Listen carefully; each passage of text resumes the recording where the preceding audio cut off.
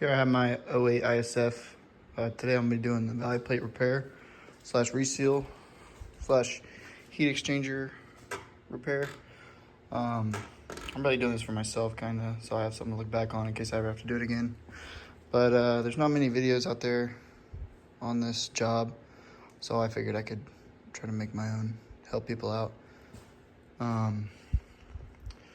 Pretty much it's just getting wires out of the way and getting the intake manifold off to access the heat exchanger itself. But I'm gonna start by taking the intake off, starting to release some of these wiring harnesses and getting these modules out of the way, disconnected. But yeah, you gotta drain the coolant, drain the block, drain the radiator. I've got a whole parts list that I'll show you later on that I'm replacing everything, just like gaskets, and I'm gonna replace the PVC valve while I'm at it. And yeah, let's go ahead and get started. So I got the carb in here now. I need to drain all the coolant out. I'm gonna use the plug underneath the radiator first, and then I'll move on to work on those block drains. So I think there's about 9 gallons of coolant in the block. So just be on standby. This is probably gonna make a mess.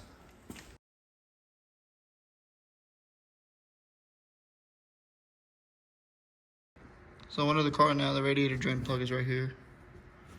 I'm gonna use a pair of needle noses to close it, or open and close it, and I'll probably shut it a few times just because I don't know if I'll have enough container space to get it all at once. So I'm gonna go ahead and do it.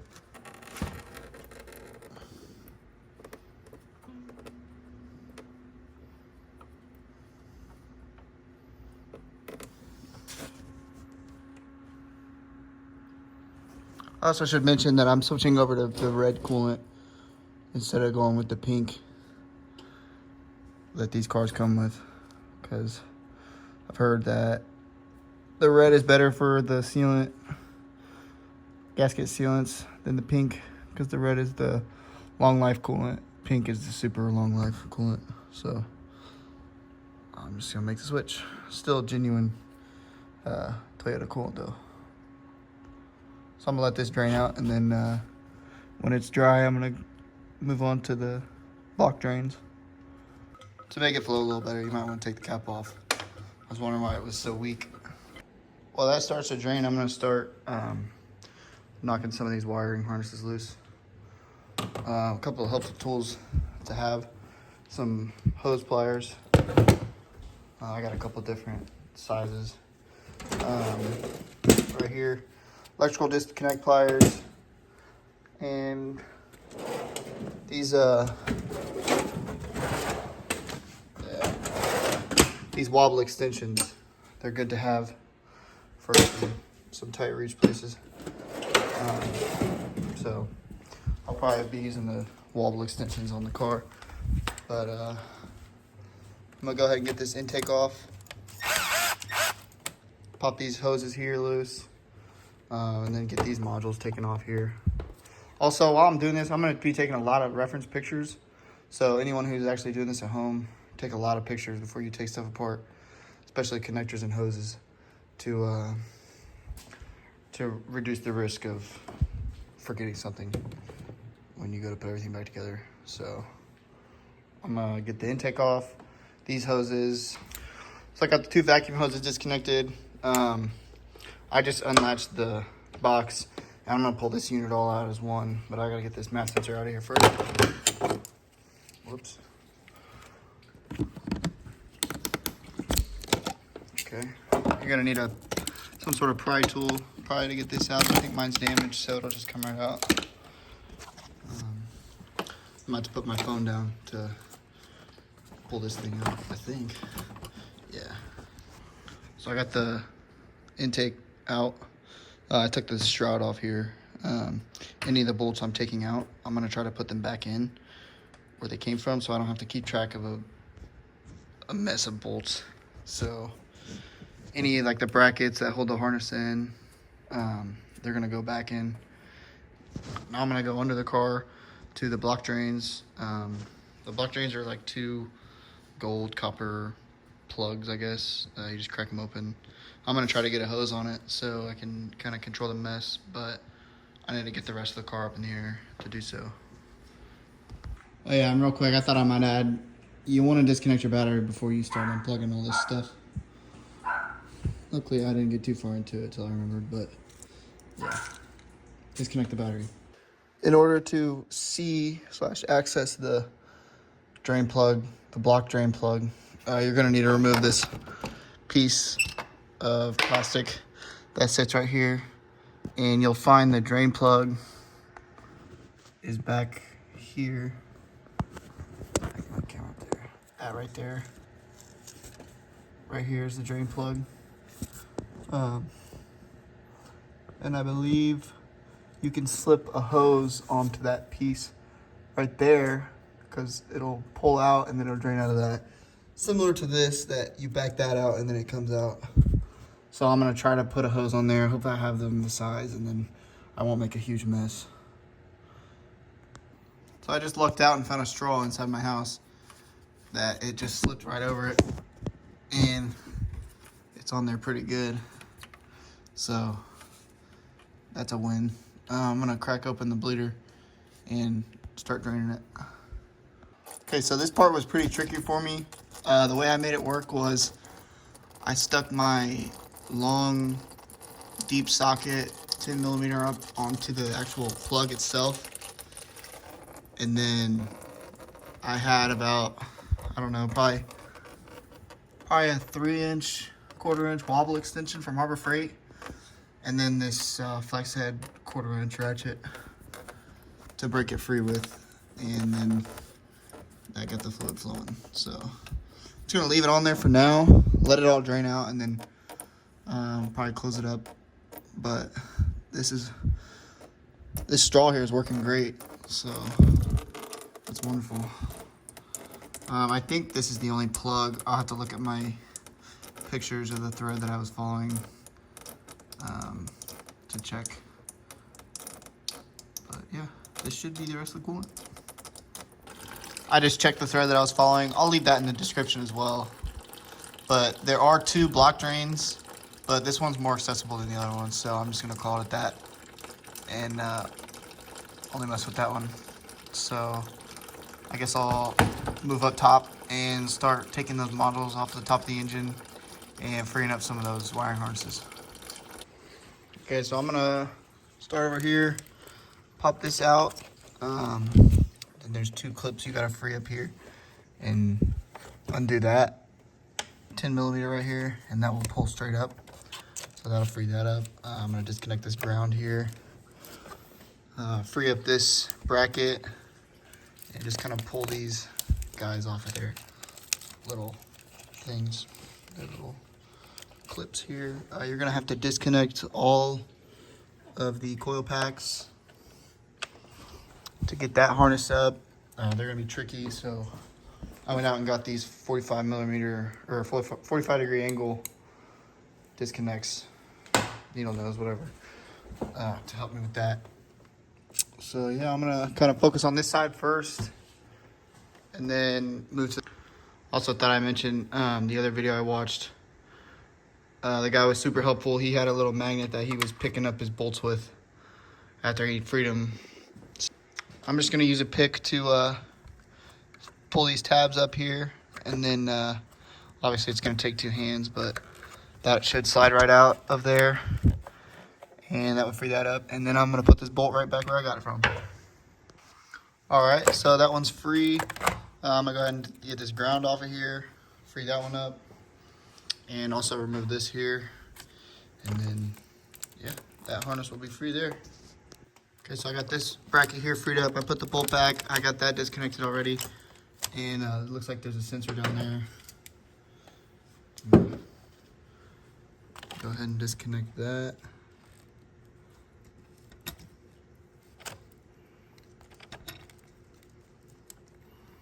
Very carefully, I don't want to break anything.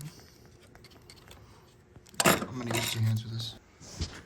Okay, I got this sensor disconnected. I'm gonna get this one, the coil pack off.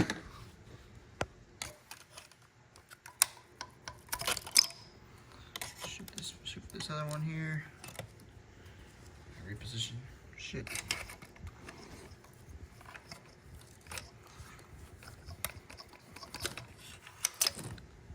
Okay. This back one's gonna be a little tricky just because it's surrounded by the fuel pump or whatever. But yeah, I'm just kind of starting from one side, working my way over. Keeping it simple.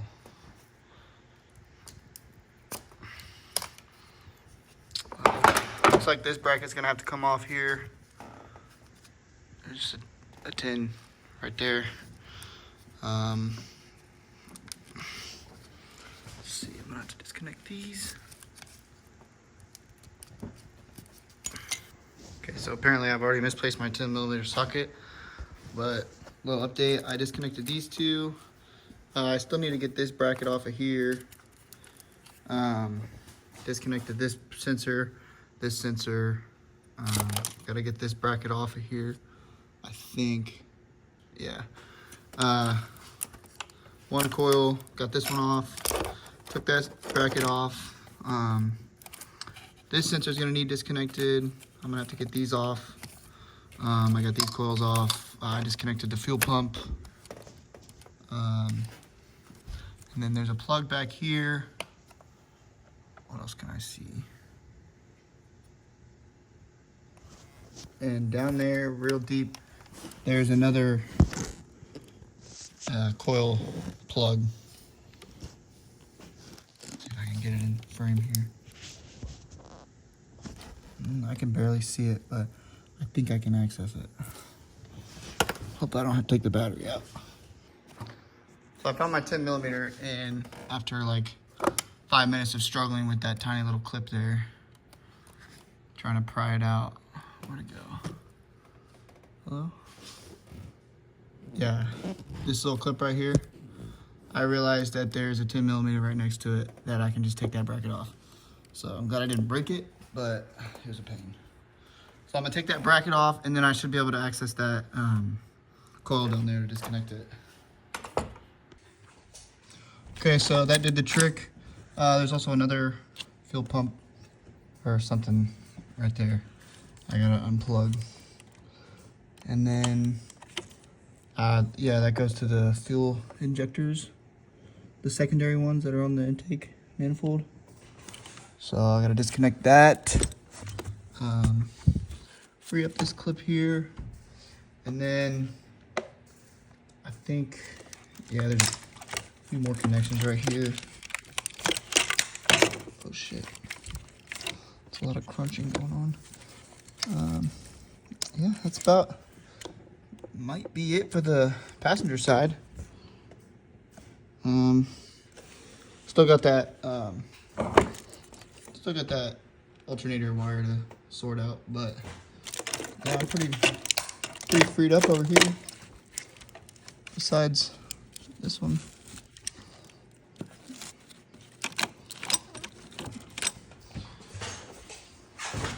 You get to move into this stuff up here.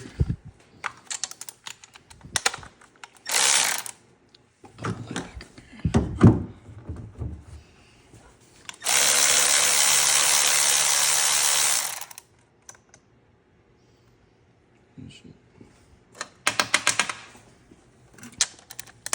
4 major bolts that hold this plastic harness, whatever you want to call it in. Put these to the side. I'm just gonna put them right back where they came from after I free these up. Oh.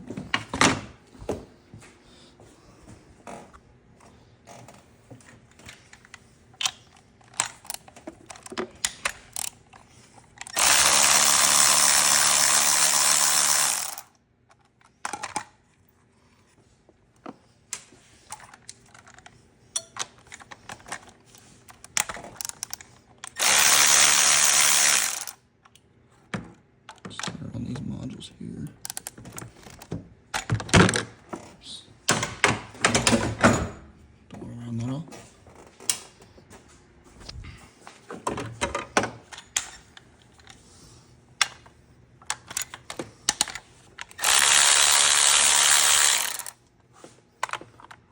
And when I get all these freed up and the modules sorted out, I'm gonna put these bolts right back where they came from,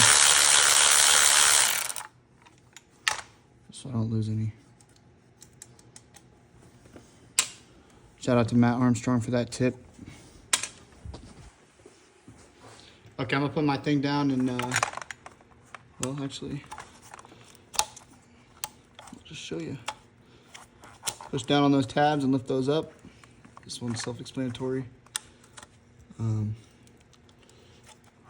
These will come right out.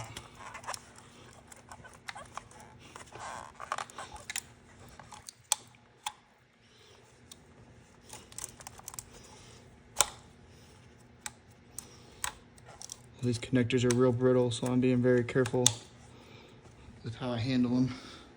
So the last thing I want to do is wait for a connector to come in and have to repin it. That's why I bought this tool here. Got it for like $5. Well, it's not working for that.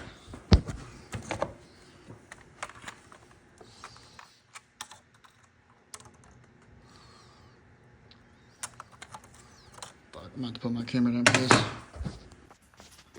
So I'd like to add, a buddy of mine, he was actually doing the valley plate himself, and he tried disconnecting these and broke the connectors. These come off as a unit with the throttle body, and you just disconnect the actual harness itself. So it's on both sides, but you don't have to disconnect the secondary injectors. You just gotta worry about the gray.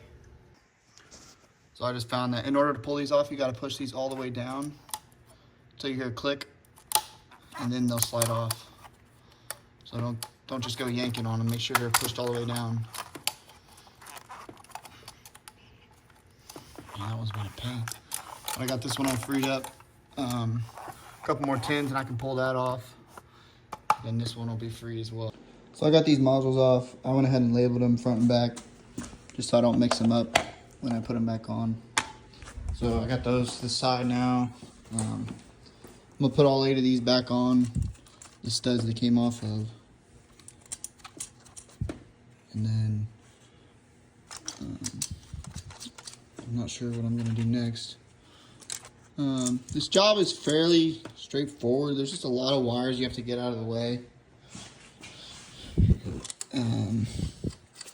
It's pretty intimidating, but I'd rather do it myself than pay like $1,300 to have a professional do it. I mean, that's just silly. So far, with all the parts that I've ordered, I'm about, I think, $450 into parts with the coolant. I went ahead and bought the replacement valley plate heat exchanger just because I was watching the car care nut talk about the heat exchanger job, and he said it's just good insurance to have the replacement heat exchanger because I think it only cost me like $130. So I went ahead and bought it because he said that he's seen some crack, like hairline cracks. It's pretty uncommon, but I'd rather be safe than sorry than to have to tear this thing apart a couple months down the road and do it all over again. Because I'm assuming the heat exchanger I have on here is the original one from 08, so I don't want to take the chance. But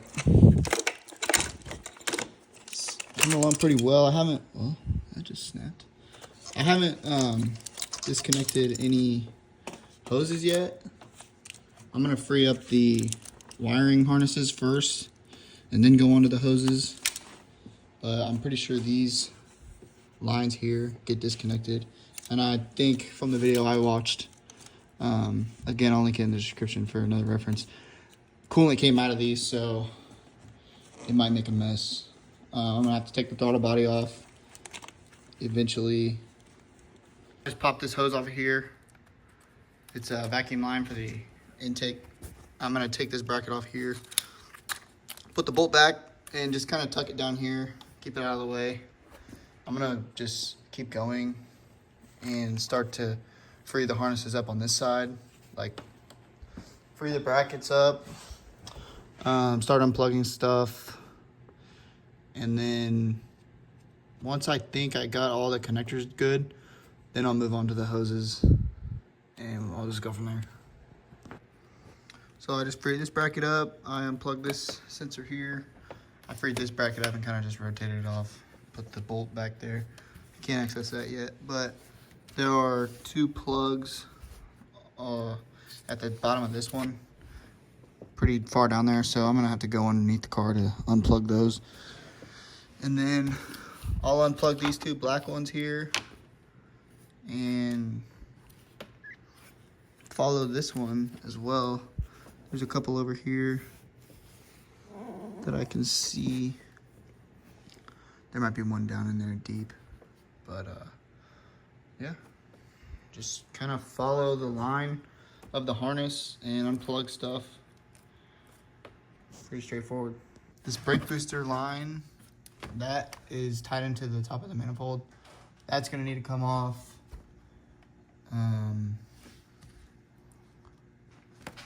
I also had to pop a few of these things off of this line to free it up. And then there was one right there, and then another one lower right here. This one was kind of a pain, but I just used a real long flathead to push the tab in on the back of it. This side's pretty much free. I tried to get the throttle body off, but it was just giving me trouble. I couldn't get these studs out down here, so I put all the bolts and nuts back on it. I disconnected this hose from this piping down here, so that'll all come off with the intake manifold as one.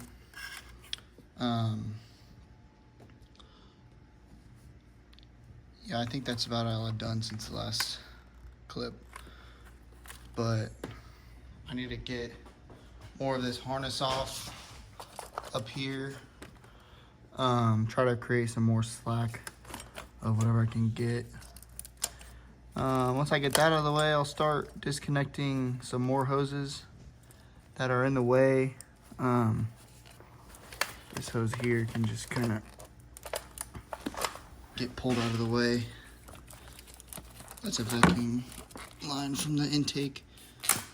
I've kind of broken this worse than it was. It was already kind of cracked, but it's so brittle, and I did have one casualty up here with this connector. Part of it broke off, but I think I'll be good. I'll put some electrical tape around it. We'll see. But yeah, I'm gonna start. I'm gonna disconnect these hoses here, these 3, and then I can sort of bend that up and out of the way. And then I think some coolant's gonna come out of it, but other than that,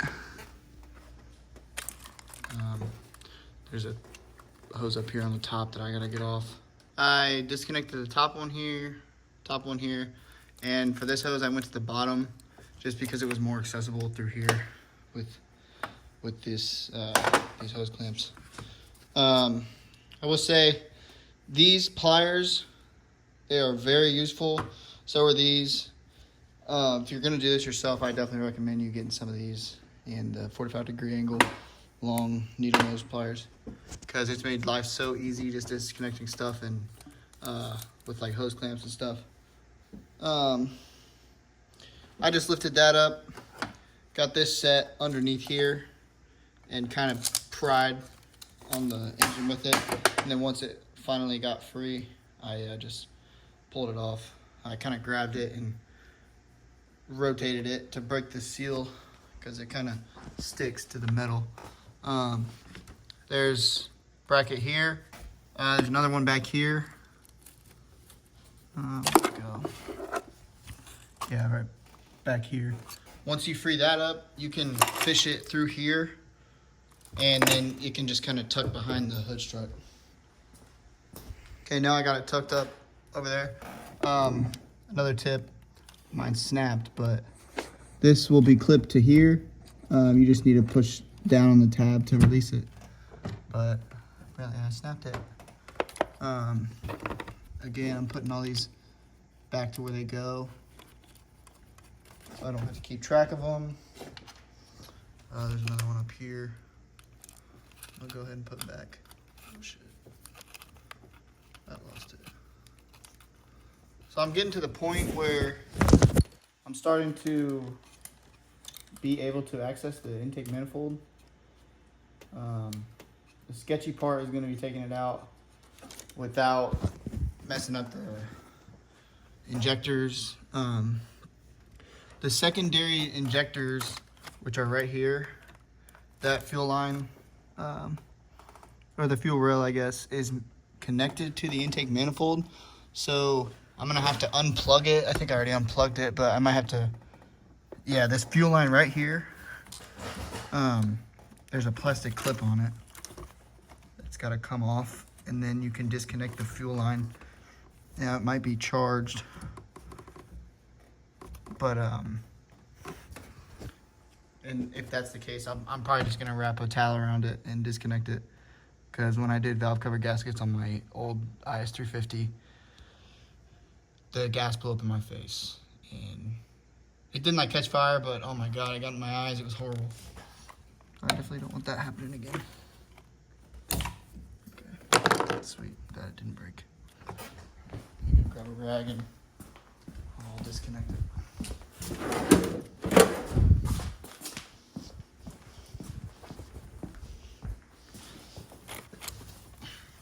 Okay, so there's two tabs on each side. You just push both and pull. I'm gonna do it with the towel over it because I don't want gas in my face. Okay, it wasn't charged, thankfully. Some gas is gonna leak out of there. That should be fine.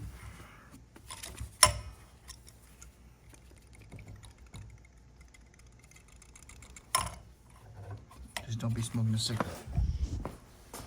You'll have a bad day. Okay, so that's pretty much free. The fuel harness, I guess, is disconnected, so that'll all come out as a unit. I still got to get this off, and I'm pretty sure there's a clip or something way back in there that's not going to be easy to get, or that you might forget to pull out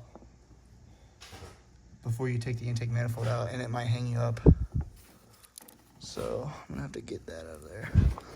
Probably gonna take that bracket off just because it's gonna give me a lot more clearance. So I'm gonna do that real quick. I'm probably gonna look for that clip while I'm at it. Yeah. Here shortly, I should be able to get the manifold off, or at least the bolts. I removed this bracket here. Put the bolt back. There's another bracket back here that I'm removing. I got that hose off the back of the manifold, as you can see right there. Getting real close to being able to pull this thing out. Hopefully I don't have any issues with it.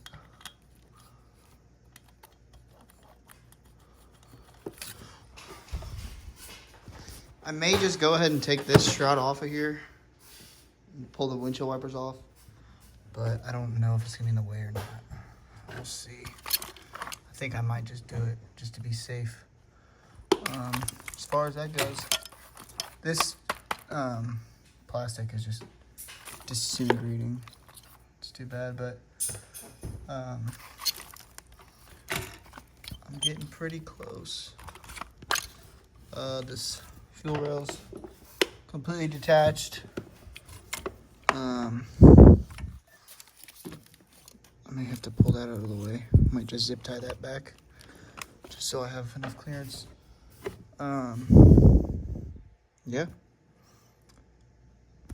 There's gonna be six There's these bolts here that hold the manifold on. There's 4 of them I can see on this side, and then there's a nut here. And I'm assuming that it's just the same on the other side.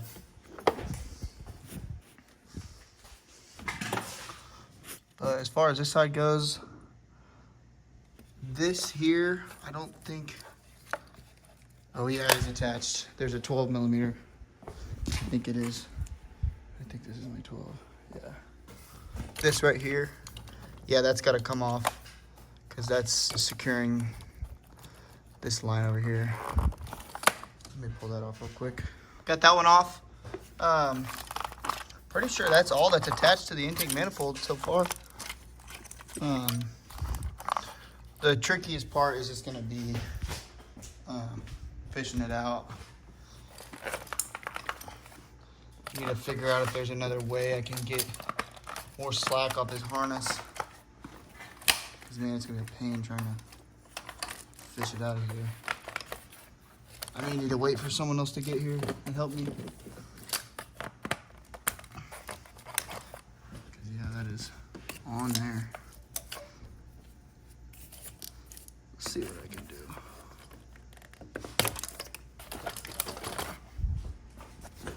What a mess.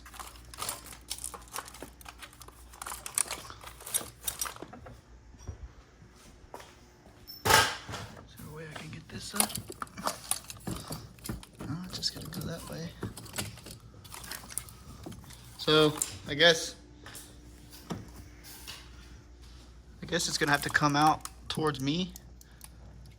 And it's pretty, there's a lot of clearance over here, but at the same time, there's a lot hanging it up right there. I really don't want to break anything. And this damn foam absorber down here, I know that's going to be a pain, so just have to see what I can do. I might have to wait for another person. I am going to bungee cord the harnesses up as best I can for now. See what I can pull off. Yeah, so I absolutely just fucked my plastic up, but I think I made more room for myself to get this stuff out of here. It's too bad. I might have to probably just replace it. End up replacing it after. But it did free up a lot of room over here, and I can move these wires around more, so it makes my life easier. Whatever. You can tell. Thing just blew up. So I'm gonna start pulling the bolts off of the manifold. There's probably 4 bolts and 2 nuts. The nuts are closer to the front. I do know there's a clip in the back. I'll see if I can access that before I try to pull it off. So yeah. Go ahead and get started on that. I think it's 1 nut, 2, 3, 4, and then the 5th one is right there. Over here is gonna be a little harder to see. There's one down there. The other piece is broke. Nice. There's the nut. 1, 2. Shit, that's a rat's nest.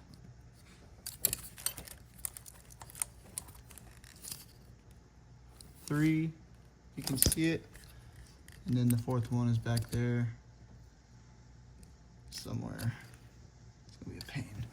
So yeah, I'm gonna go ahead and take the wipers off. I think it's just a 10 mil. And then get this shroud off. I know there's plastic screws and clips there. And you gotta take these off too, but they just slide out. I've had them out before.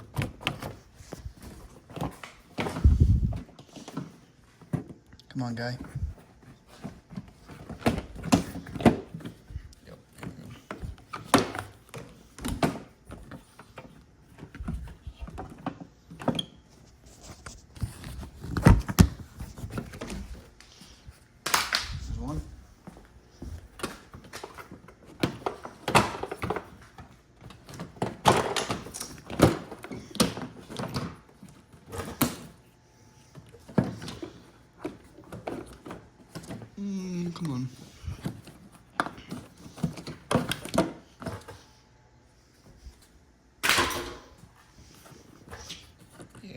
there's just 2 clips there. One here, one on the other side. Wipers, and that should just come out. The wipers, you can just pull them off. You might have to wiggle them a little bit, but they'll come off. I'm gonna do that now. Well, the good news is I got the manifold out. My injectors are okay. I thought I snapped one, but it was just the disintegrating plastic pieces getting crunched around. The bad news is this was such a pain in the ass. I mean, I got all the stuff out of the way, but this right here specifically, right here, a line was hooked underneath it. So it made it almost impossible to pull this out. It was this line here, the fuel line. It was hooked underneath that, and the only way to tell, or the only way to get it off is to reach your hand back there and pull it. But you can see there's coolant in there. The hard part was getting that manifold out. Oh my God, that was so hard. I had another set of hands to help me. So, yeah, now I'm gonna vacuum these out. Probably, I'm gonna take these. I'm not reusing these gaskets because I got new ones. I'm gonna clean it out, wipe it down, and then tape it off, so that way nothing falls down in there. And then I can move on to getting the actual valley taken apart. But holy shit, that was so hard. Very nerve-wracking too. I just kind of pulled the, the wiring harness. My brain is so scrambled right now. Pulled the wiring harness up. We tried for like 5 minutes to get it out. And then I reached my hand back there and felt this guy was holding it down. So I pulled that out, and got it out. That thing probably weighs like 45 pounds. So if you got a bad back, I do not recommend. But yeah, I'm gonna get to cleaning. So I kind of got ahead of myself. Not too far, but I vacuumed everything along here because there was some debris and stuff that I didn't want getting down on the valves. But I taped it shut, obviously, after I vacuumed it up. And then I started, this is a fuel line right here. This is a 19 millimeter. I put the rag under there because I know gas was going to come out of it. So I took that off. You can kind of just compress it a little bit. There's still some gas in it. But yeah, just take that off. Tape your valves shut. I've been taking a lot of pictures, especially of this before I start taking stuff out. This black piece has got to come out. I think I can unplug this. I'd have to look for sure, but you can see all the pink residue in there. That's pretty bad, but I've seen worse. This right here is the PVC valve. I'm gonna be replacing that while I'm in here, just cause that was like a $10 part. It was pretty cheap. So yeah, there's a couple of foam insulators here. Try to get these out of here.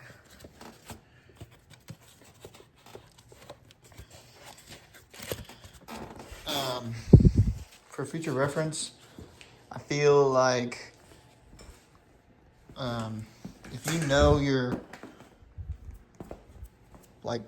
plastics are just gonna start breaking, I would just take them off. I would just commit to taking them off because it makes life a lot easier when there's no plastic on there, and it actually gave me more wiggle room to move the harness around with. So you might as well just take it off because it's just going to disintegrate either way. I might end up replacing it. I think it might be like 80 bucks. Or I might just say fuck it and just go to town with some electrical tape. Or like conduit tape, I don't know. I'll cross that bridge when I get to it. For sure, tape these off. Wipe down the surface. I just put some brake clean on a rag and wiped it down and then stuck some tape on it. This is duct tape.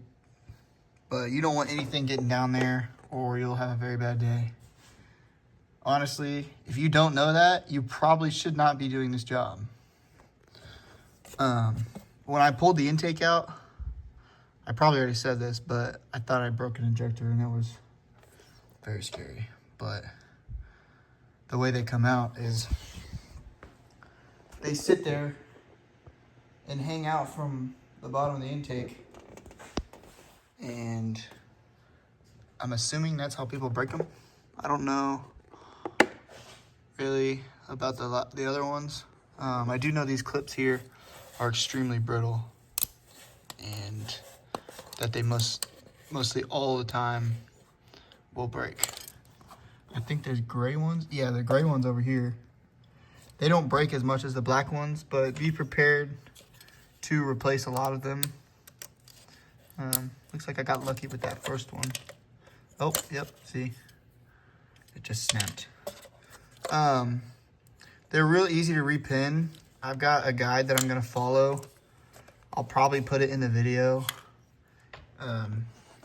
But all the, yep, that one broke too.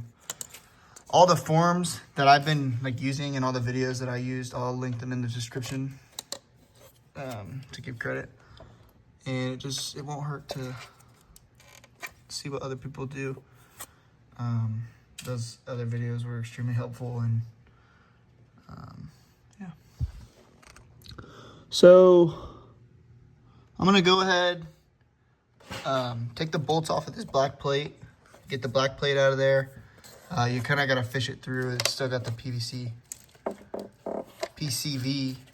I could never get that right. Still got the PCV valve on there. I'll probably pull that hose off and then get that black plate out. And I do have 8 clips, 8 of those connectors, just in case, because I was prepared for all of them to break. And it looks like I'm probably going to be replacing all the black ones. I don't know what the gray ones look like, but wow, that is so dirty. So I got 1, 2, 3 bolts out. It seems to have come loose, but I do have to unplug this here. Looks like the pressure point is down below. So just be very careful removing this. I've already snapped 3 of them.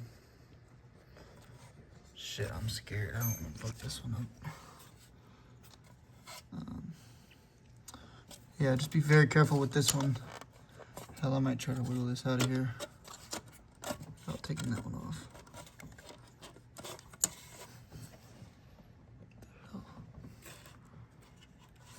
Oh shit. Seems like there's another bolt back here. I can see the end of it. Yeah, I think it's being held on. Let's see. Yep. I think there's the 4th one.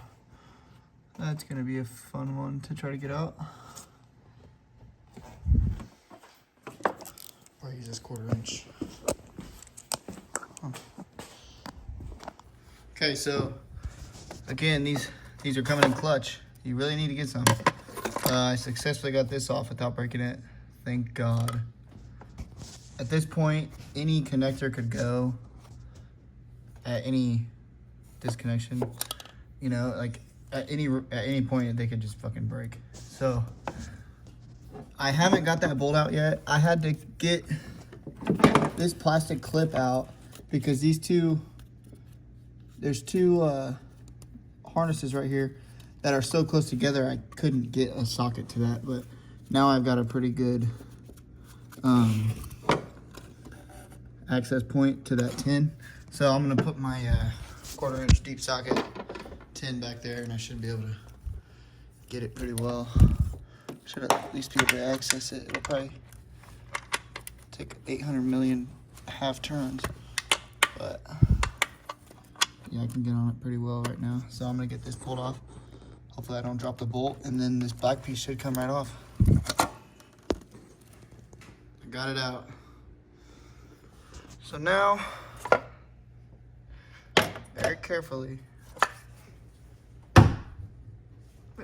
lift this out of here. I don't know what's connected to it underneath. Again, I've never done this before, so. Okay, so it slid out from back here from a hose, pretty much. Cool. So there's your PCV valve. Just go ahead and put this over to the side, I guess. I'll come back to that later when I replace it. And again, I've got these bolts laid out. Shit, where'd they go? Here they are. So I had these laid out in the order I took them out, so I'm just gonna put them right back. That one goes there. This longer one went down here. I think so. Yep. Towards the front there. Oh, come on, bro. This longer one went in here.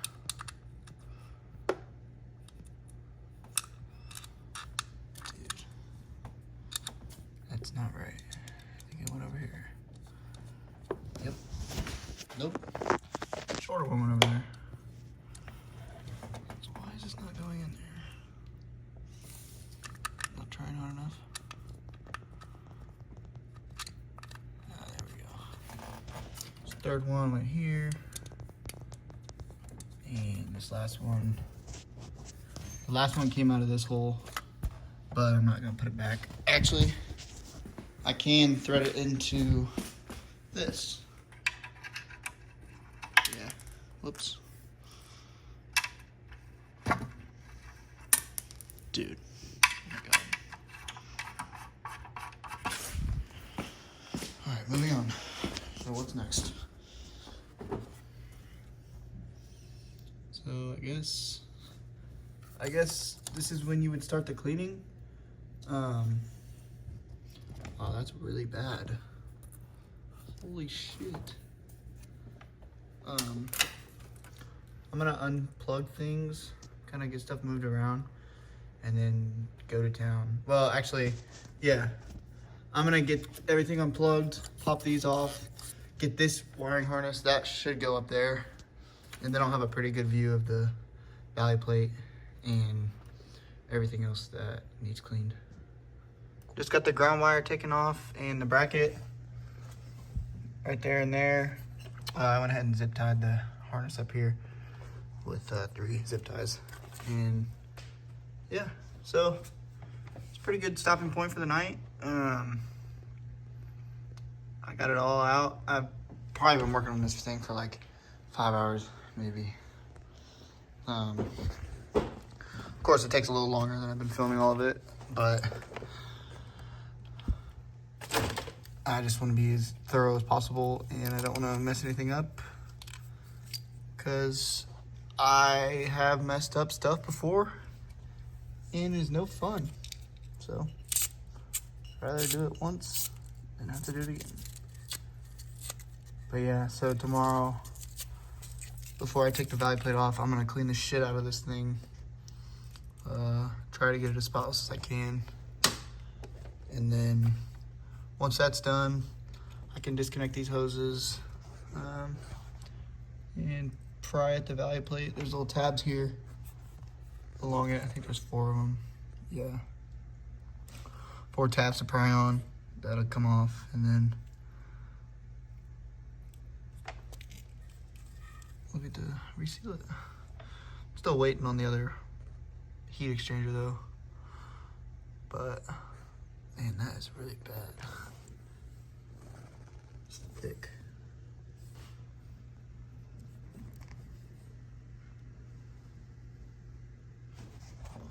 At least it's not black, you know.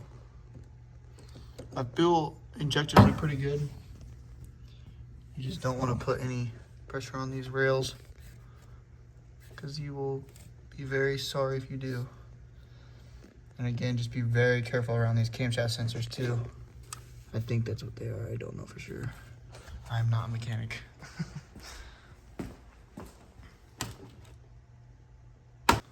So before you take the intake manifold off, there's going to be a hook that's hooked around this pipe on the back side of it. You need to unhook that before you attempt to take it out because you will get hung up on it and it will cause you a lot of pain. You risk snapping an injector. So yeah, and this thing weighs like 40 pounds. You don't want to mess with it. Okay, it's the next day. I started just going at it with a Phillips screwdriver. I thought about using a pick, but I figured that would be too risky with the sharp edge on it. So I just started breaking it up. I'm gonna go ahead and suck it out. I just started breaking this side up. It's caked on there pretty well, but it's coming up fairly easy. It's just time consuming, you gotta work on it.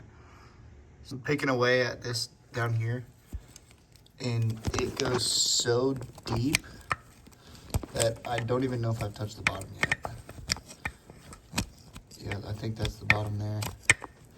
That thing, it was probably packed all the way up. You can see the line. That was so deep. I mean, look at the chunks. That is just massive. I can't believe there's that much coolant in there. Now that I've got most of the area around it cleaned up, I'm gonna go ahead and take this hose off and start unbuttoning the actual heat exchanger itself. And when you're doing this, be very careful around those cam sensors or these black sensors, whatever they are. Just be very mindful and don't break them. And this plastic too. So I'm gonna be very careful pulling this thing out. So I went ahead and took those 4 sensors out, the black ones. They're just a 12 mil and they came out really easily. So I went ahead and labeled them right passenger, right driver side, front passenger, front driver side, so I don't get them mixed up. Just be very careful with them. Don't drop them or anything, obviously. I don't know how temperamental they are, but I'm just gonna put these to the side. I've been keeping a pile over here of all the stuff that I've been taking off. So now I can get this nut, and there were a couple back here that were like right on top of that sensor. So now I have full access to them. So these 2 nuts or bolts on the back side of the valley plate, I was able to get this one off with just the wobble extension and a short 12. But however, with this one in the back, I had to use a universal swivel bit and a short 12. I'll show you. With the wobble extension, universal extension thing, and a 12 mil. But that was able to break those loose. It also looks like there's another bolt on the back side of the valley plate that holds this line into place. So I'm gonna have to get that as well. I may have to drop down that harness to access it. We'll see. After fighting for like 10 minutes on this bolt right here that holds that bracket on there, I got this 10mm ratcheting wrench on there behind the fuel line in between the insulator. So I broke it loose pretty easily. I'm just gonna thread it out by hand now. Yeah, I was trying to get a socket and a ratchet back there, but there's so many lines back there, it was just a pain to try to fish it through there. So this worked for me. I'm sure there's other ways to do it, but that was just the easiest way I found. So this is the last bolt holding on the heat exchanger. Once I get this off, all the other bolts are broken free, I think. And all the other bolts are 12 millimeters. I just used extension, 3/8 extension, and 12 millimeter socket to bust all of them loose. And once I get them loose, the heat exchanger will be ready to come out. I also pulled the harness back down, as you can see, to help access this bolt back here. So I'll zip tie that back up and then get ready to pull the heat exchanger out. One last thing before I pull the heat exchanger out, I'm gonna disconnect this line here and then get all these bolts out. I'm gonna put them in a bag too and label them just so I don't mix them up.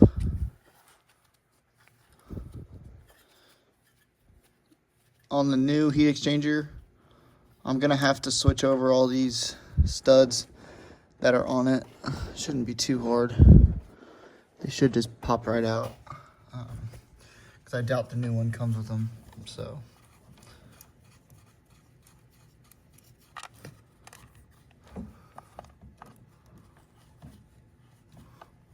Once I pop this off, there will still be some coolant down in there. I'll just go ahead and suck it out with the vacuum, and then I'll really have the whole thing opened up, and I'll be able to really, should be able to really soak it and clean very thoroughly. Hopefully I'll get it spotless, but this stuff is crusted pretty bad. I still got a lot of buildup over here to address, but one step at a time, I guess. This hose here was stuck on there pretty well.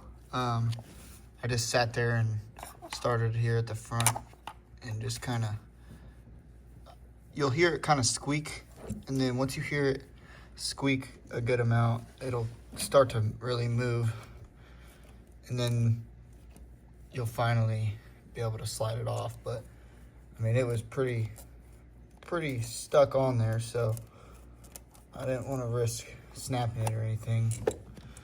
But it just takes a little bit of time and patience. So you should have one long bolt that comes from here, 2, 3, 4, 5, 6, 7, 8, 9, which is that stud there, 10, 11, 12, and then one more nut here, 13. So there's 13 fasteners on the actual heat exchanger itself. I'm ready to pry at it to hopefully get it off. I got my pry bar here. You want to be very careful prying at this because of injectors. You just don't want to damage anything.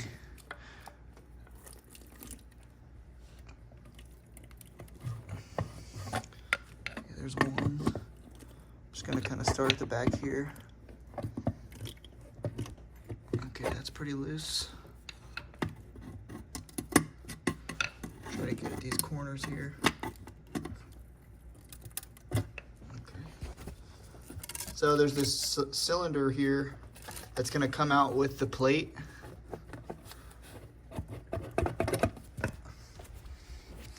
So it's almost gonna have to slide back a little bit. I don't know if this back here will come into play.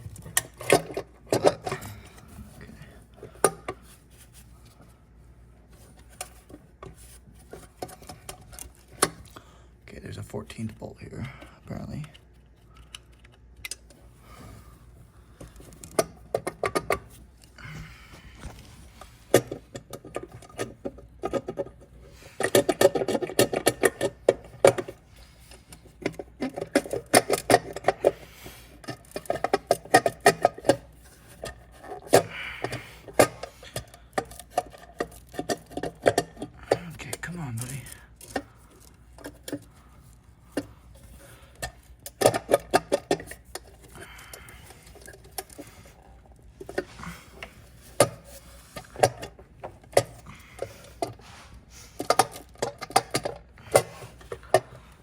Okay, I'm definitely hitting something back here. Don't know what's in the way. I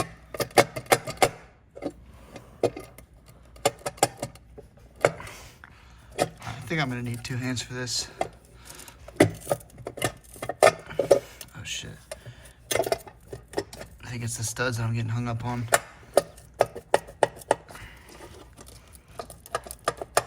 Ah, come on, man.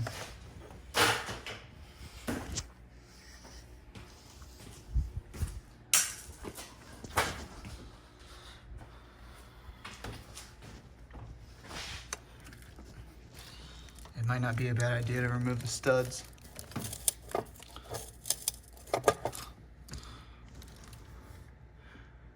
See that stud there? I think I was getting hung up on that.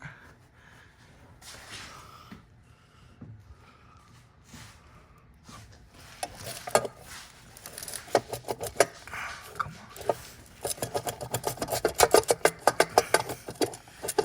Starting to come. Tricky part is going to be trying to get this thing back in without getting that sealant all over the place. I don't want to waste it or mess up the seal.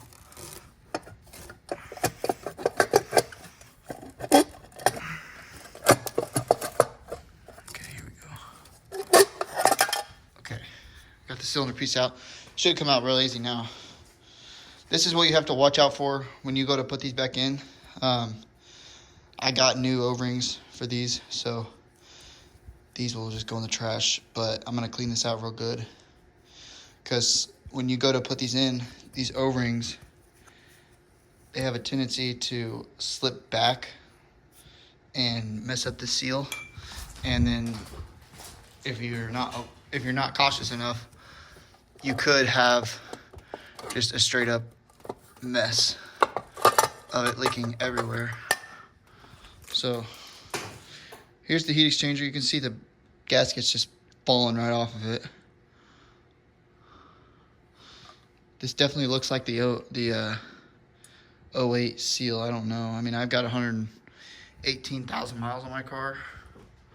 I'm not sure if it's ever been done before. I don't know. I've only had the car for about 2 months, like 3 months maybe. I got it back in November. It's January now. So I broke up a lot of the crud that's in there, and I went ahead and taped a funnel to my shop vac just so I could get down in there to the tight little spaces, like especially down in here.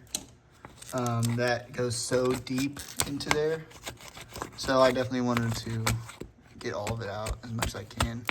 As much as I can vacuum it out. You know, I'm trying to break these big pieces up. I got a pretty good amount of it cleaned out. I vacuumed up all of the deep spots.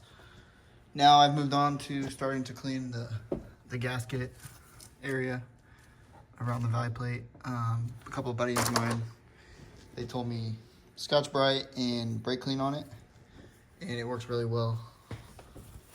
It just takes the stuff right off of there. Gets it cleaned up real nice. So I'll just go around, do that to all the surfaces, and make sure you clean inside of the cylinder here. This circle spot where that tube slides into place. I got pretty much the surface all cleaned up. It's nice and shiny. The brake clean, I think I can just shoot it down in here, and it should break this stuff up pretty well. I think I have a brush, like a detailing brush, that I can use to try to break this stuff up. I'm gonna wipe it up as good as I can, but I'm also gonna let it soak for a little bit to hopefully let it dissolve. I don't know. I just know this stuff's pretty strong. It will evaporate too, so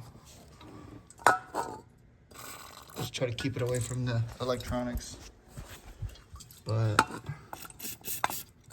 yeah, hopefully I can get this thing spotless.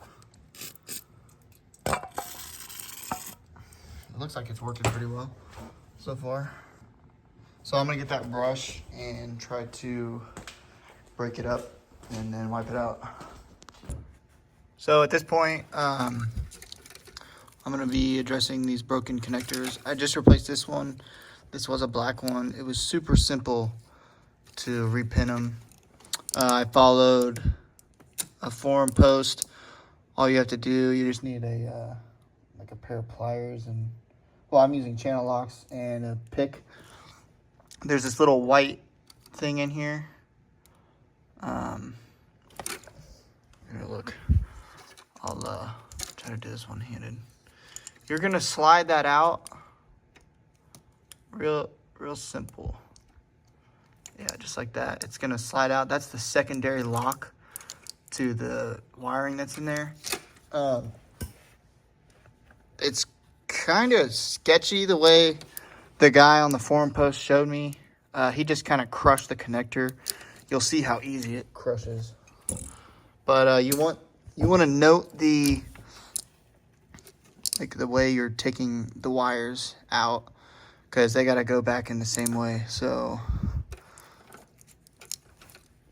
the first one I kind of didn't look very well, but now that I did one, it's pretty simple. So this thing's just gonna crumble with like barely any pressure on it. And I'm just doing it back here so I can catch all the crap. But this little insulator will come out. They're so brittle that it just disintegrates. So now I got the 2 pins there. Go ahead and grab another one here.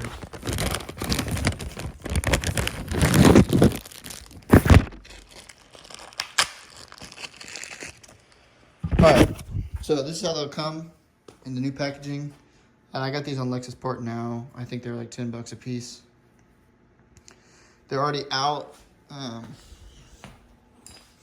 So real quick, I'm gonna just double check which how I took it off. So this one's gonna go just like this. It's really simple. I could probably honestly do it one-handed. Just push it in. You'll hear it click. I need 2 hands. Oh, there's 1 click.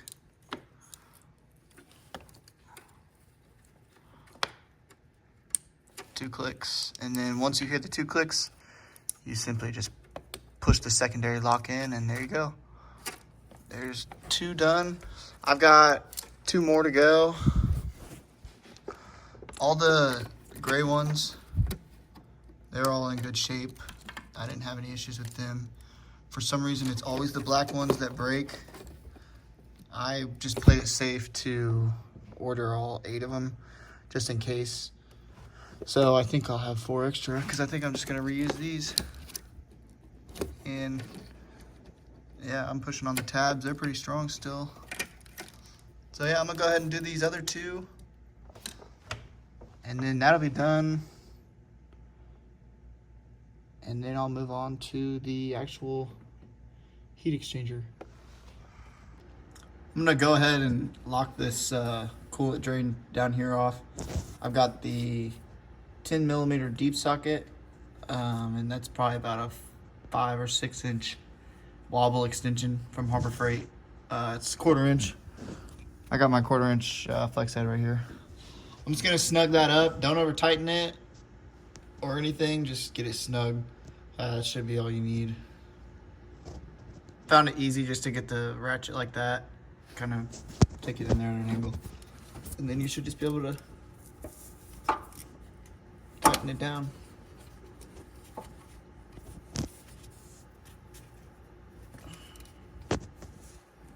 Yep, it's snug.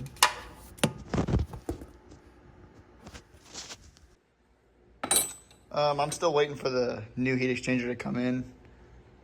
Should be here in about a day, hopefully.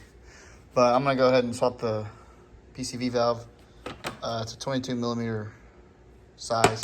I'm just gonna use this wrench to crack it open. And I've also got some other gaskets to replace. I think I've got this to replace, and I believe that one back there.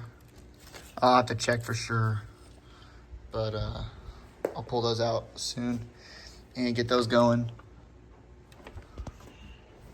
So I'm gonna be very careful pulling this off. I don't know how hard it's gonna be on there or anything, but you probably could use a socket. Oh yeah, it just cracked off very easily.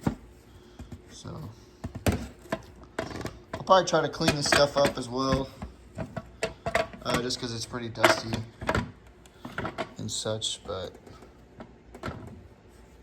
yeah. I'm gonna pull my new parts out and get those going. Show you guys the parts list, what you'll probably need. For the connectors on the fuel injectors, I recommend buying at least 4 of them. I just went ahead and bought all 8 of them though, because I wasn't sure of the state of it or anything.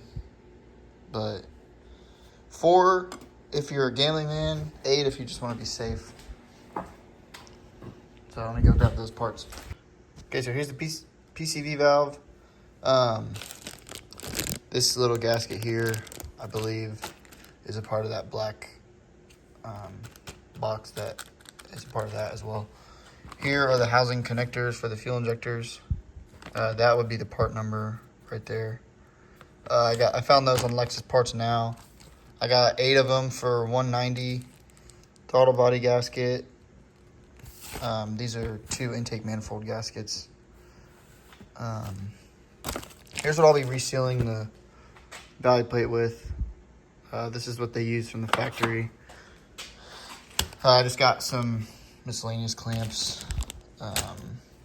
These are the 2 O-rings for the tube that comes off of the valley plate or the heat exchanger. So I sourced everything through Bell Lexus. Here's everything I got from Bell. You take a screenshot of that, and it was just barely $60. So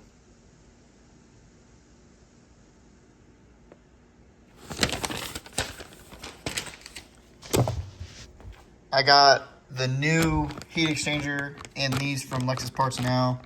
I got this O-ring lubricant for these to go on the tube that comes off the valley plate here.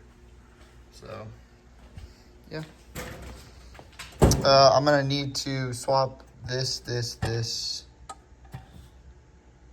studs over. I just ordered some external Torx sockets for these to actually extract them. Before on my old car, I've used like small 1/4 inch to pull them off, but I don't want to damage them or anything, so I just went ahead and got the proper tool. I think I got a set on Amazon for like $15, and I think it was like a set of like 9 or 10 of them. So I'll be using that to get those over. Now, when I go to reinstall this, there's 2 studs that actually sit. I think it might be here and here. I'm gonna take those out for the installation, because instead of having to like drop the tube in and then drop the valley plate down, I'm just gonna without having to like push the tube in and then line up the studs, I think it'll be easier to just get the tube in and then kind of seat the valley plate down and then slide it forward if I need to, and then I can go ahead and put the studs in with the E-Torx bits. So the other videos I watched, one guy had a real pain in the ass putting this back in. He got sealant everywhere, and I'm not trying to have that happen. So yeah, I just think that'd be a little tip or a little trick to help make install easier, to just get this out. And this one over here,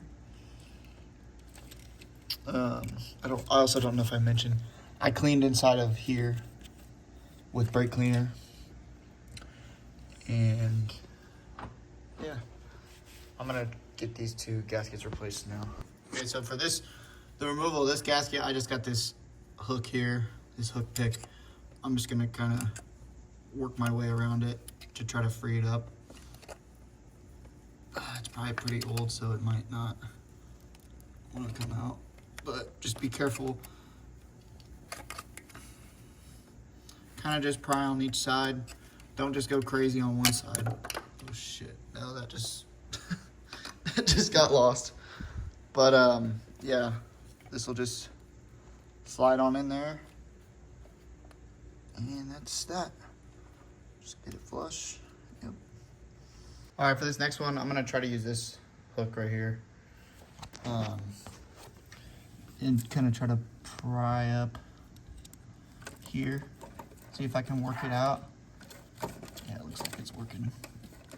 I'm gonna try to get a flathead in there now. All right, so I've created a little bit of a gap, and now I should just be able to pop it out, just like so. Yeah, it's pretty dirty.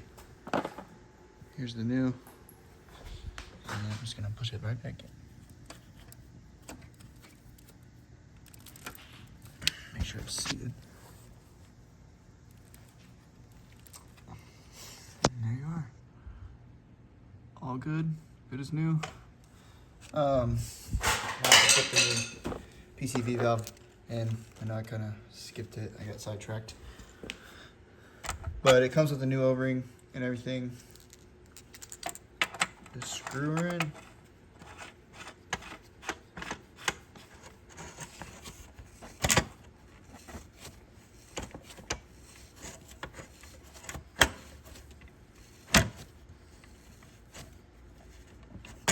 Cool. Just gonna snug it up a little bit with my wrench. Not too tight because it is plastic. Okay. I'm like putting just enough pressure on it to where it seals. Because when I cracked it off, it was very easy to crack off. So I'll probably clean that up a little bit. It just looks a little oily. And this one as well. And I'll probably try to wipe the dust off of it. Got her all cleaned up. She's prepped. I'm gonna set this to the side until it's time to put it back together. As far as what comes next, I'm not sure. Got to think about it some. However, I did find that I didn't really have to disconnect stuff over here, like those wires down there. I did think about pulling the alternator wiring, which is this, to get the whole harness up and out so the intake manifold could come straight out, but I didn't end up doing that. I started to, and then this started to break, and it freed up some space for it to come out. So yeah, there's some stuff over here like you don't need to disconnect. I probably didn't have to disconnect these wires, or this one down here, or this sensor. But you live and learn.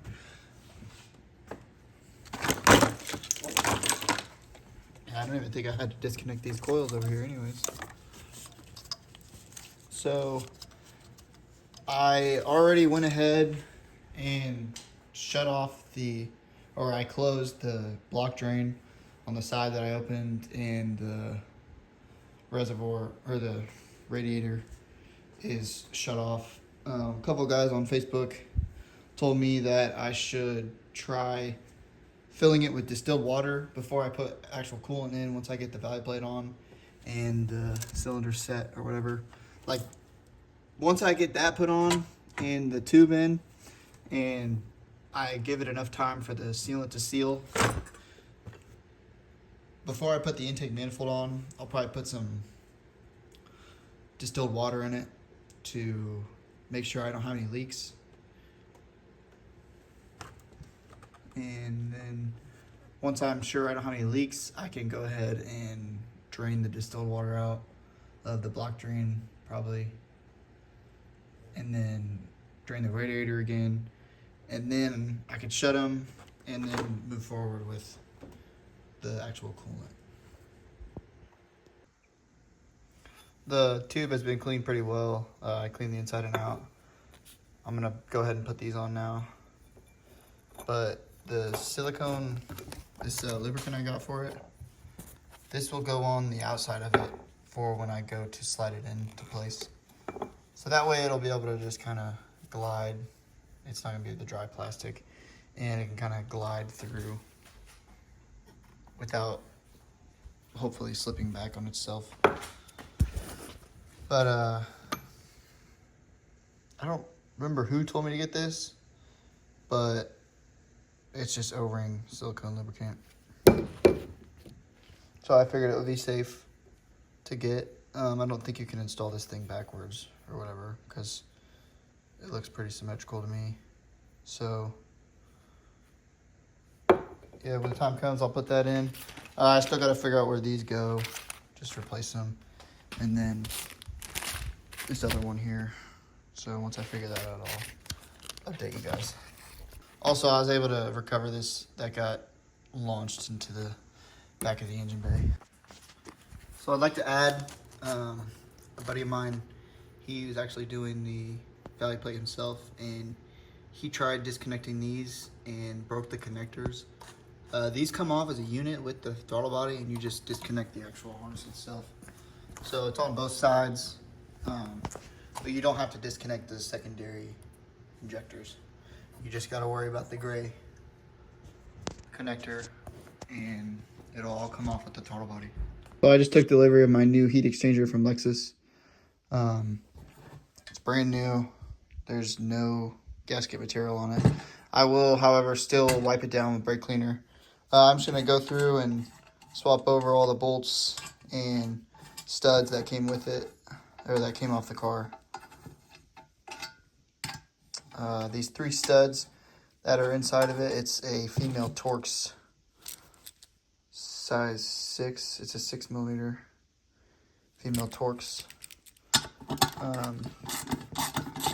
The studs that are on the engine still, that have to slide through the holes of the heat exchanger in order to reinstall it.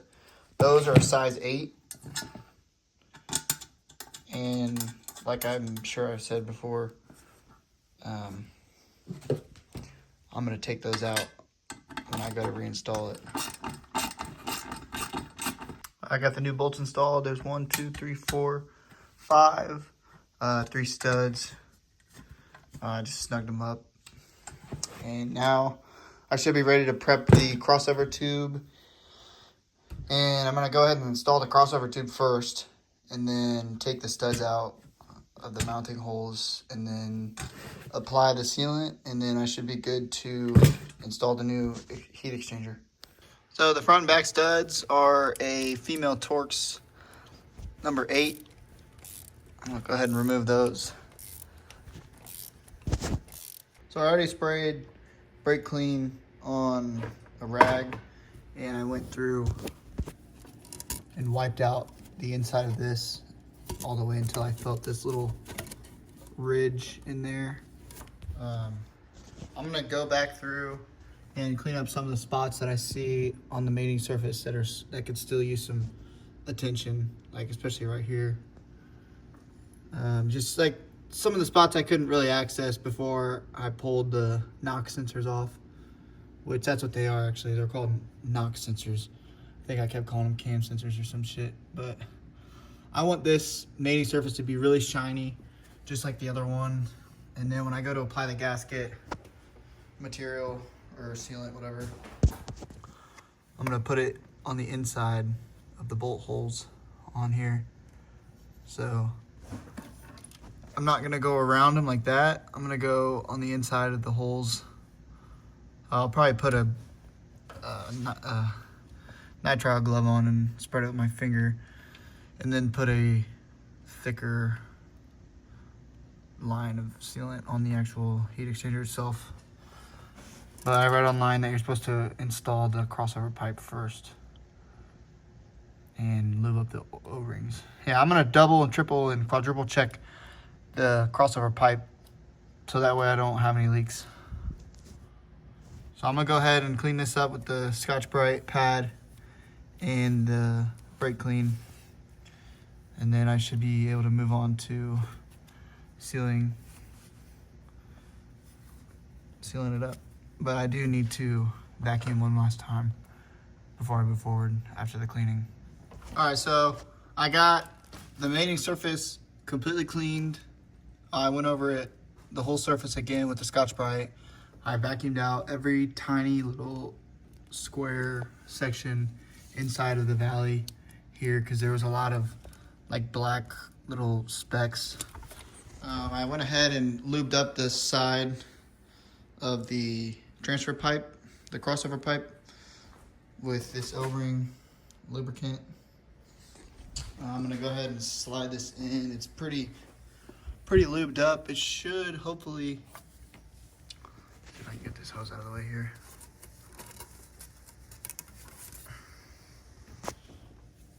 So hopefully I can just kind of get this in there. Yeah, it feels like it's set in there pretty nicely. Gonna kind of spin it a little bit. I want to make sure I don't flip those O-rings over that hump there, this hump, or else it will leak. Yeah, it seems like the lubricant really helps. So I'm just gonna kind of wiggle it. Yep, like so. I got those studs out of the way, so I should be pretty good when I go to install the valley plate. But I am gonna take a good second to get my little mechanic's mirror out and inspect the O-ring that's in there and make sure it's not folded over or anything. Here is the infamous form in place gasket, often referred to as the FIPG gasket material. I think I got this for like 65 bucks on eBay, brand new. I'm gonna open it. So this stuff actually comes with a little tool to slide onto here to help get it out. You roll it up as you need more. It comes with a little tip here, and I've heard that this stuff, I think it sets up fairly quickly.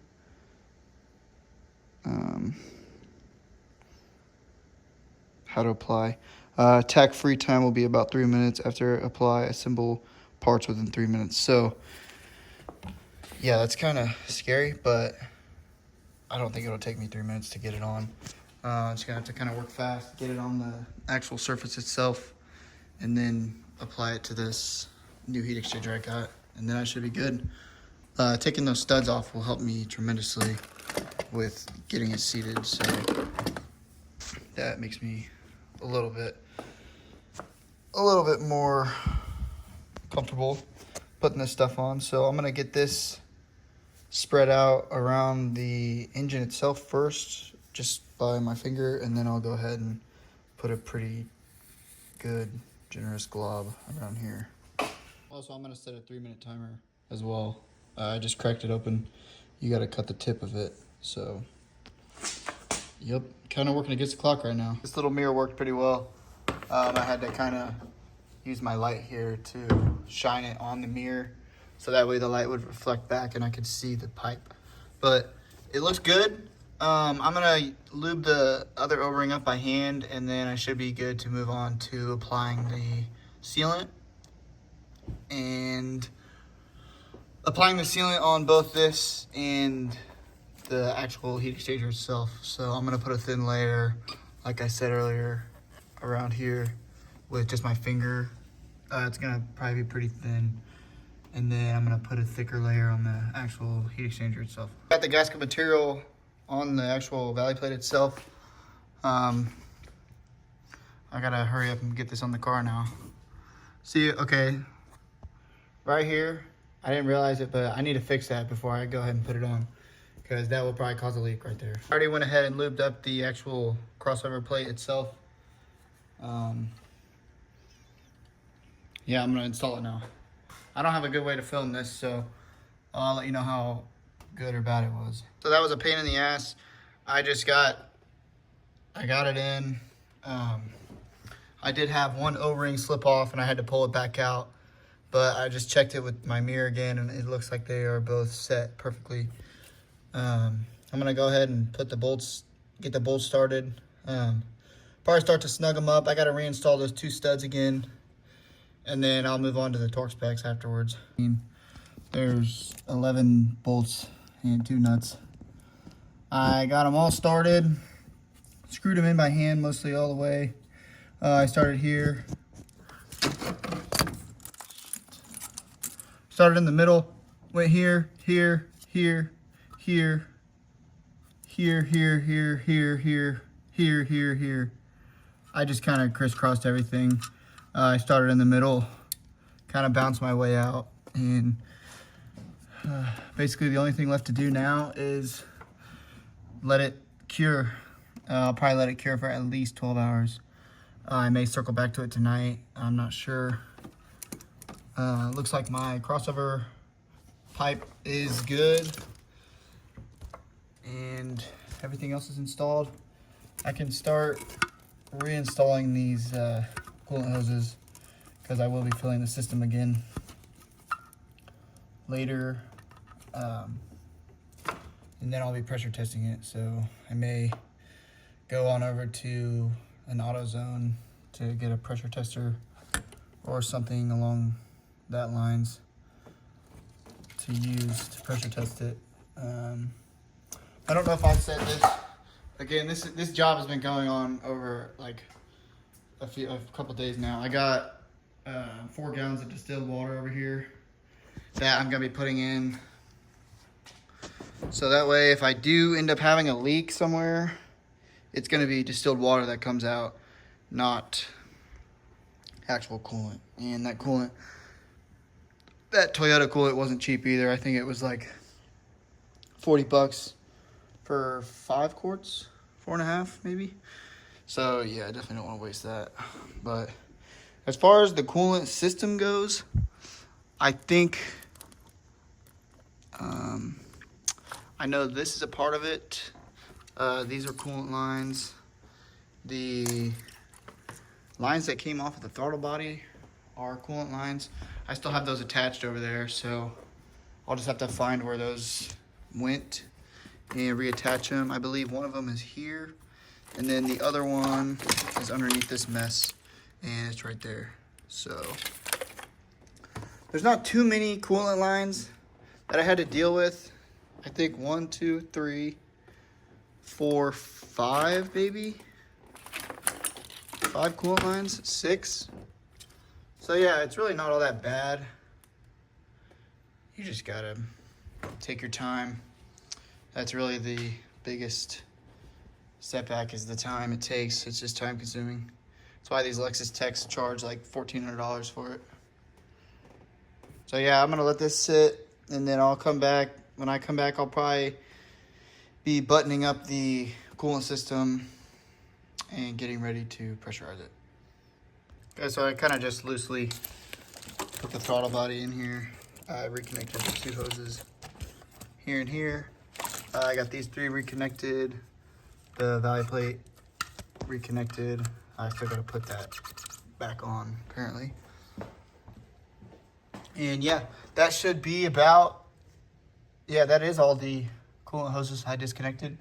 So the only thing left to do is to pressure test it. Okay, so it's been about 8 hours since I sealed the valley plate off. I went and got this coolant system pressure tester from Advanced Auto Parts. I'm gonna use one cylinder like this one, where you like kind of twist it and this goes up to fill the gap, because none of these would fit. I already got it installed on the car. For some reason, this gauge doesn't work. And so what I'm gonna do is, I've got this installed here. It's stuck on there. I'm gonna put air in it. I'm gonna pump like 20 pumps into it, and I'm gonna leave it on how it is, and I'm gonna come back to it in probably an hour to see if the air has died out of it. So let me pump it up real quick, and then I'll show you what the pressure will sound like.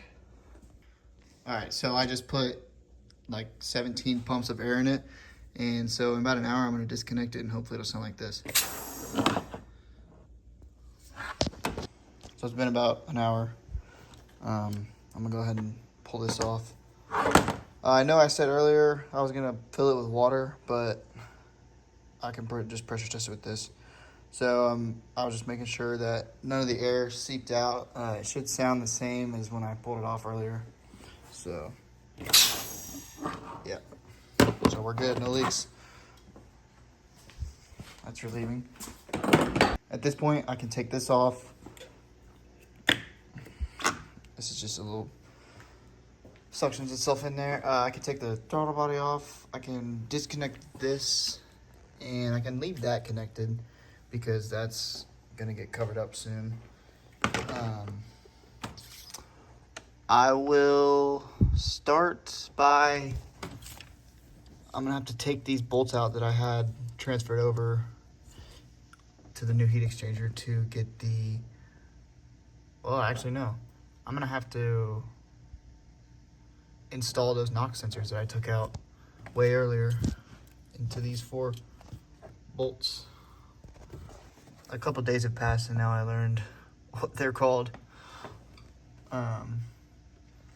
But yeah, I'll get to reinstall the NOx sensors, take these bolts out, and then get to reinstall the oil something, whatever this is. It's the PCV housing. This will go back in, and then I'll have to reinstall that. Those 2 bolts were a pain in the ass. That one goes there, and then the other one goes on that one, and then that harness clips into that one. So those are going to be fun to get back in, but it shouldn't be too bad. Okay, so I'm going to have to install this bolt first, and then I'll move on to getting that black box installed.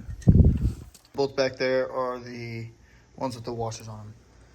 The other ones are a little bit longer. This bolt was a royal pain to get back in its place. I just kind of stuffed my hand back here. I'm lifting up on the wiring harnesses, and I used that little magnet to kind of guide it in there. So now I'll be able to get my wrench down in there and just kind of crank it down. I'll probably do something similar for that other side to secure it onto that black box. This is how I got the wrench in there. Just cinch it down, snug it up. Before I put that other side in, I'm gonna go ahead and install these. I got them marked: rear passenger side, rear driver side, front passenger side, front driver side. All right, I got the NOx sensors installed. They both face each other. I am next I'm going to bring this harness down, connect all the injectors, connect the NOx sensors, and there's one ground wire. I believe it will go onto this stud here.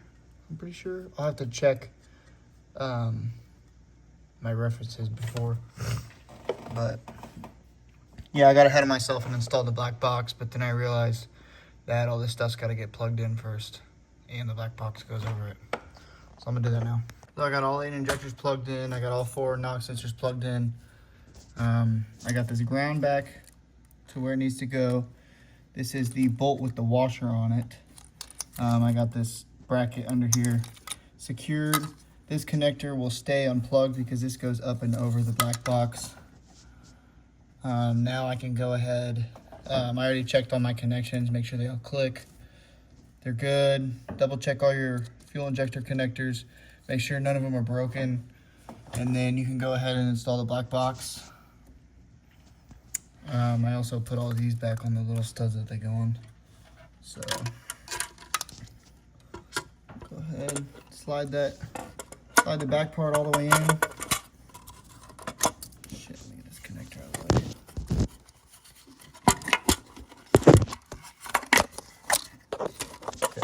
You're going to slide the back part all the way in as far as you can get it. Then the front should sit down.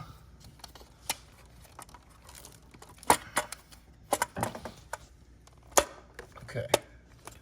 All right. I am in place. I'm going to go ahead and connect this guy right here.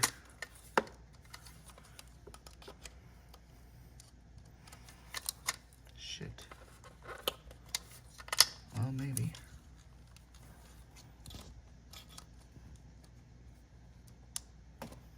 Come on, bro. Really? You serious? Okay. so it basically goes upside down. Okay, that's good. I'm gonna put my 3 bolts in. The longer bolt here goes over on this side. Get those started, and then I'll tighten them down with the ratchet.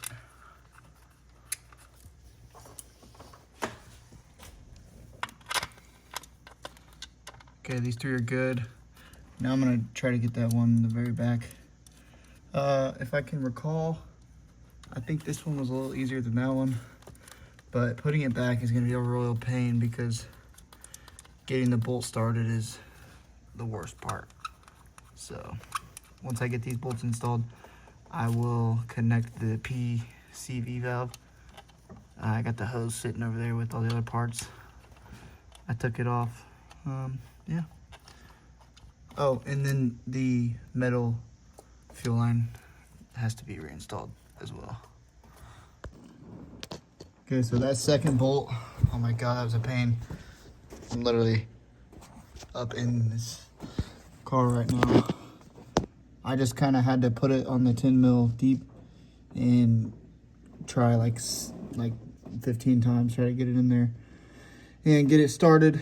I kept dropping it, so I really have a magnet on standby, but now I can just throw it in and then stick my ratchet on there and snug it up. So yeah. Moving right along with the reassembly. After I get that back in, I'm gonna reclip this harness where it goes, back in that little hole there, and then I can put this fuel line back on. And then the PCV valve. I will put the hose back on there. I'm not positive where the other side goes. I think it might go onto the intake manifold. But yeah. Alright, so I just got the oil line on. That bolt back there is secure. Everything's tight. Now I'll go ahead and put the PCV valve on. Almost forgot. Gotta get that guy back. Alright. This is pretty stressful just because I feel like I keep forgetting something. So I'm like triple checking everything. Don't use duct tape like I did. Now I got a whole nother mess to clean up before I go ahead and put the manifold on. So yeah, that sucks, but oh well. Scotch-Brite and brake clean will get it cleaned right up. I just gotta pick all these little pieces off, make sure they don't end up in my engine, or that would be catastrophic. So I just cleaned up the mating surface on the throttle body. I got that reinstalled. I cleaned up the mating surface on the intake manifold as well, and on the gaskets for that. So I'm gonna put the throttle body on the manifold, and then I'll install these manifolds, gaskets as well. And then I kind of got these bungee cords set back since I'm gonna attempt to put this back on myself. I got 2 bungee cords holding it back, so I think I should have plenty of access with this. I took off, where'd it go? Yeah, I took this off because it was kind of in the way. It's kind of sticking out right here, disconnected from here, and I think that connects to the intake manifold. So I'm gonna mount this to the intake manifold, and then I should be ready to install it. I'm gonna let this roll while I try to install this myself. I double checked these down here to see if anything got lodged in there, and actually I'm super glad I did, because not 1 but 2 plastic pieces. This huge plastic piece was down in one of those ports, I guess what you'd call them. So I really thoroughly checked all of them to make sure nothing was in there. I think I'm good now. The intake manifold gaskets are in place. I got the throttle body installed, and I'm ready to install it. So I got these bungee cords over here to pull this harness out of the way. I got the PVC hose is rotated up and out of the way. There's another hose here that's rotated up and out of the way. I've got a lot of space right now to get this in. Actually, there's one hose here that I'm going to zip tie out.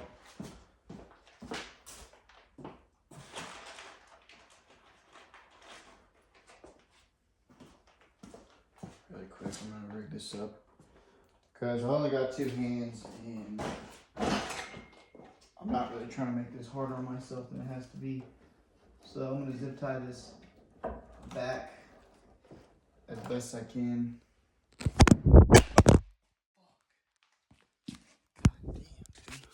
Shit.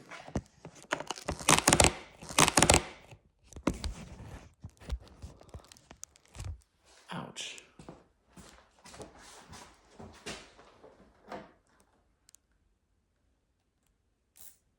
I meant to do this on the removal of the intake manifold, but I didn't.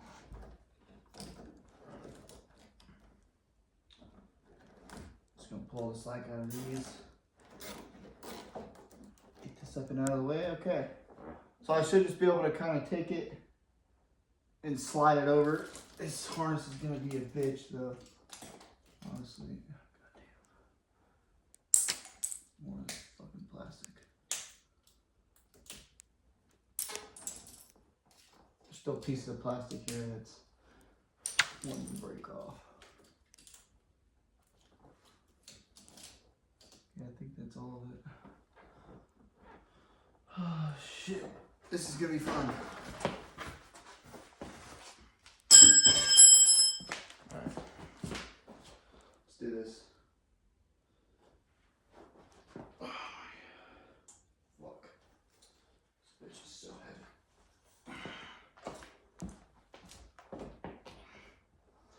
I'm gonna be real careful with these injectors. I'm not trying to snap them. Just tuck everything I can out of the way. Like connectors and stuff. Okay. This is gonna kill my back for sure.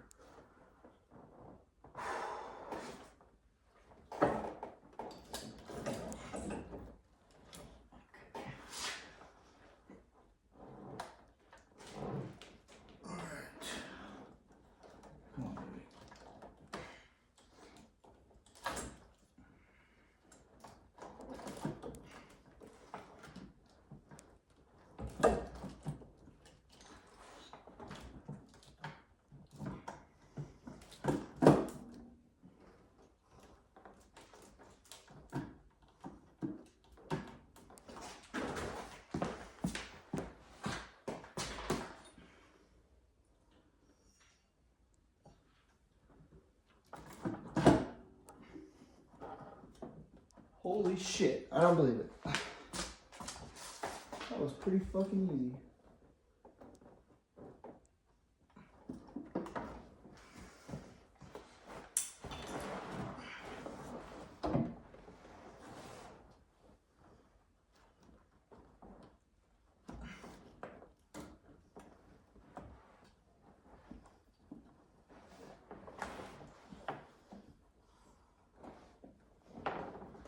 Well, folks, I believe that we are seated. Yep. There are 2 big studs in the front here that you're going to want to line up. Wow, that was so much easier than it was to remove it. I can't believe that.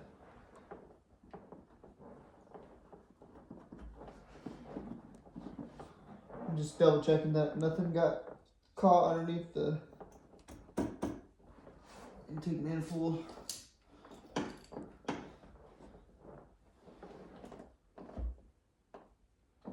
Wow, that was easy. My back doesn't even hurt. Imagine that. That's crazy. All right. Now I'm ready to get my intake manifold bolts over here. I'm gonna go ahead and start these bolts. There should be 8 bolts and 2 nuts. The 2 nuts will go on the studs here.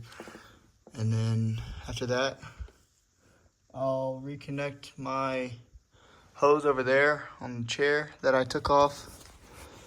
And then start reconnecting some of these brackets and connectors and whatnot.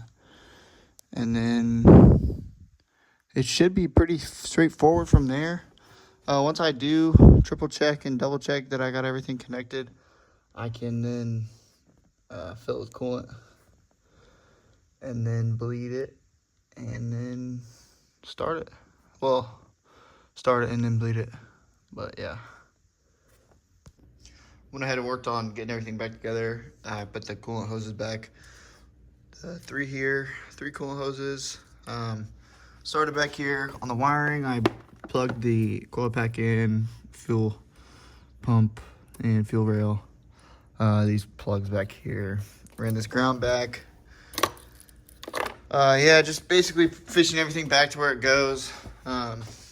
Most of the, probably like 80% of the stuff over here I didn't have to unplug. So that was pretty simple. Just like I've had to plug these back in. I don't think I needed to unplug them necessarily.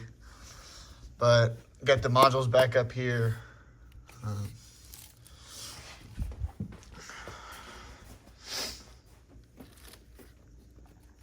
These coolant lines, this one and this one for the throttle body. I almost forgot those.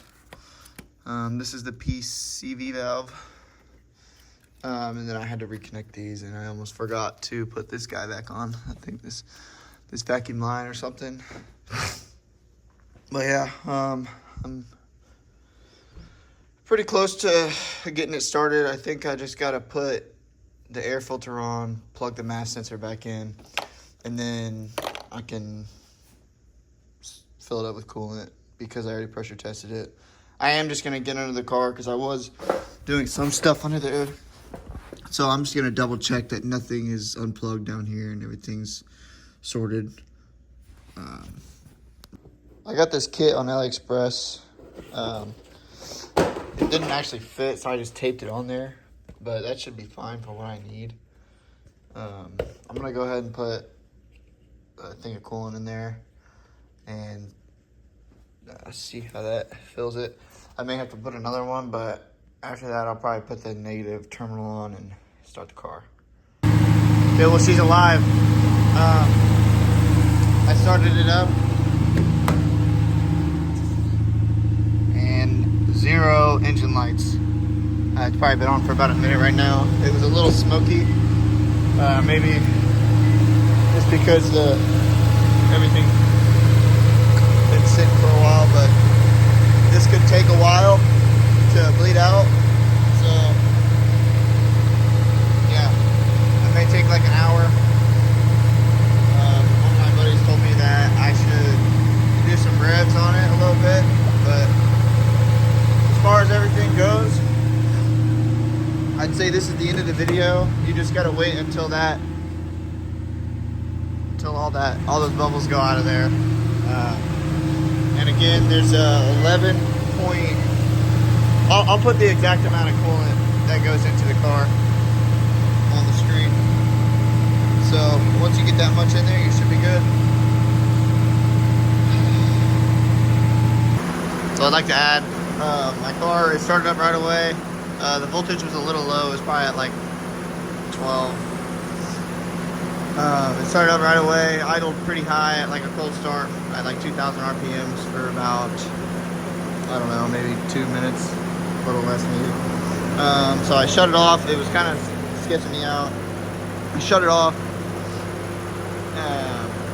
started it again. It cranked for about 10 seconds, so I killed it, thinking I forgot something, but it was weird because there were no lights on the dash or anything. So I killed it after it cranked for 10 seconds, and then I went to start it again. It kind of struggled a little bit, and then it started up and it idled fine. It's idling right now at just under 1,000 RPMs. So I'm just gonna let this coolant bleed out, and then I think it's at like 2 bars on the coolant temp right now, so it's doing good. I don't see any leaks underneath the car or anything. I checked the transmission, I'm all good. So I'm wrapping the video up now. It took me about 2 hours to bleed the coolant system. I'd like to thank Marlboro, RCF, Lexus ISF, all the people in the Facebook group who helped me out with part numbers. My buddies were always a good help.